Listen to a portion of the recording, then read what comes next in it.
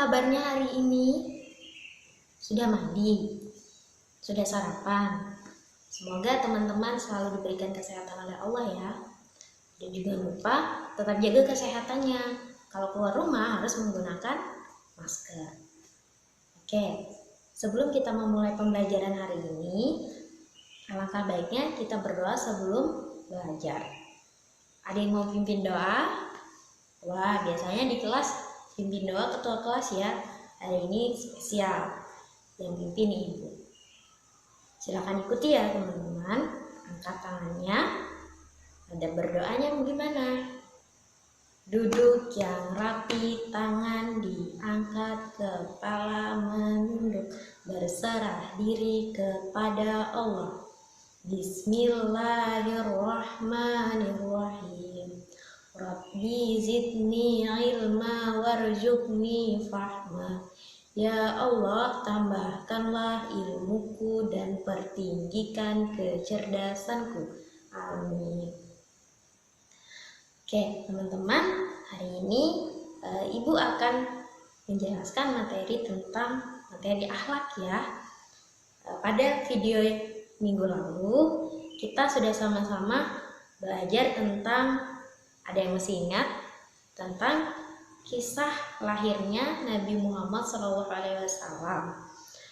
Dan hari ini kita masih melanjutkan tentang kisah Rasulullah ya teman-teman. Sikap yang perlu kita teladani dari Rasulullah salah satunya adalah sikap kasih sayangnya terhadap sesama ya. Rasulullah sangat sayang kepada sesama, kepada keluarga, kepada sahabat, kepada anaknya, kepada cucu-cucunya. Juga Rasulullah sayang dengan anak-anak, terutama adalah anak yatim. Dan ada yang mau dengar cerita tentang anak yatim saat zaman Rasulullah? Tetap duduk di situ ya. Dan silahkan tonton kisah dari anak yatim bersama Rasulullah. Di suatu hari raya, Rasulullah Shallallahu Alaihi Wasallam keluar rumah untuk melaksanakan sholat Idul Fitri. Sementara anak-anak kecil tengah bermain riang gembira di jalanan, tetapi tampak seorang anak kecil duduk menjauh berseberangan dengan mereka. Dengan pakaian sangat sederhana dan tampak murung, ia menangis terseduh. Melihat fenomena ini, Rasulullah SAW segera menghampiri anak tersebut. "Nak, mengapa kau menangis? Kau tidak bermain bersama mereka?" Rasulullah membuka percakapan. Anak kecil yang tidak mengenali bahwa orang dewasa di hadapannya adalah Rasulullah menjawab, "Paman, ayahku telah wafat. Ia mengikuti Rasulullah dalam menghadapi musuh di sebuah pertempuran, tetapi ia gugur dalam medan perang tersebut." Rasulullah Shallallahu Alaihi Wasallam terus mengikuti cerita anak yang murung tersebut sambil meraba kemana ujung cerita. Nabi mendengarkan dengan seksama rangkaian peristiwa dan nasib malang yang menimpa anak tersebut. "Ibuku menikah lagi. Ia memakan warisanku, peninggalan ayah, sedangkan suaminya mengusirku dari rumahku sendiri.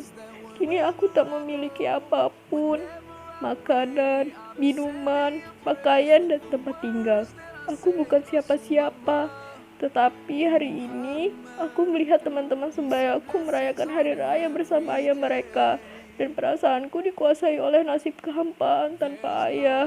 Untuk itulah aku menangis." Mendengar penuturan ini, batin Rasulullah terenyuh. Ternyata ada anak-anak yatim dari sahabat yang gugur membela agama dan Rasulnya di medan perang mengalami nasib malang begini. Rasulullah segera menguasai diri. Rasul yang duduk berhadapan dengan anak ini segera menggenggam lengannya. "Nak, dengarkan baik-baik. Apakah kau sudi bila aku menjadi ayah? Aisyah menjadi ibumu, Ali sebagai paman, Hasan dan Husain sebagai saudara, dan Fatimah sebagai saudarimu?" tanya Rasulullah. Mendengar tawaran itu, anak ini mengerti seketika bahwa orang dewasa di hadapannya tidak lain adalah Nabi Muhammad SAW. "Kenapa tak sudi ya Rasulullah?" jawab anak ini dengan senyum terbuka. Rasulullah kemudian membawa anak angkatnya pulang ke rumah. Di sana, anak ini diberikan pakaian terbaik. Ia dipersilahkan makan hingga kenyang. Penampilannya diperhatikan, lalu diberikan wangi-wangian. Setelah beres semuanya, ia pun keluar dari rumah Rasulullah dengan senyum dan wajah bahagia. Melihat perubahan drastis pada anak ini, para sahabatnya bertanya, "Sebelum ini kau menangis, tetapi kini kau tampak sangat gembira." "Benar sahabatku, tadinya aku lapar, tetapi lihatlah, sekarang tidak lagi. Aku sudah kenyang.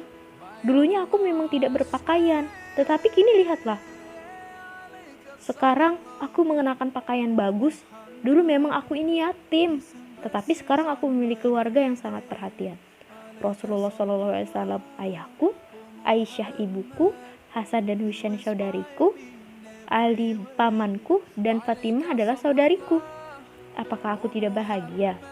Mendengar sahabatnya, mereka tampak menginginkan nasib serupa. "Aduh, coba ya kita juga gugur pada peperangan itu, sehingga kita juga dianggap sebagai anak oleh Rasulullah SAW."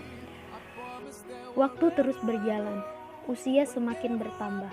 Kebahagiaan anak ini pun lenyap ketika selang beberapa tahun setelah itu Rasulullah SAW meninggal dunia.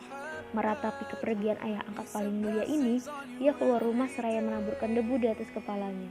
"Celaka, sungguh celaka. Kini aku kembali terasing. Aku bukan siapa-siapa lagi.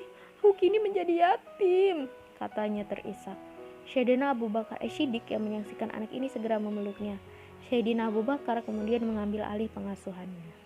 Tadi kisah tentang Nabi Muhammad dan anak yatim ya teman-teman. Jadi kesimpulan dari cerita tersebut adalah Nabi Muhammad SAW itu adalah sosok yang penyayang, bukan hanya kepada anaknya, tapi juga kepada anak yatim. Sebagai mana hadis riwayat Bukhari dan Muslim, yaitu barang siapa merawat dan mengasuh anak yatim dengan sebaik-baiknya, kelak mereka akan masuk surga dan tempatnya berdekatan dengan Nabi. Hal ini diisyaratkan Nabi SAW dengan jari telunjuk dan jari tengahnya yang berdekatan dan tidak terhalang apapun. Nah, jadi kita harus mencontoh sikap Rasulullah tersebut ya teman-teman. Bagaimana caranya? Yaitu dengan menghormati dan menyayangi teman.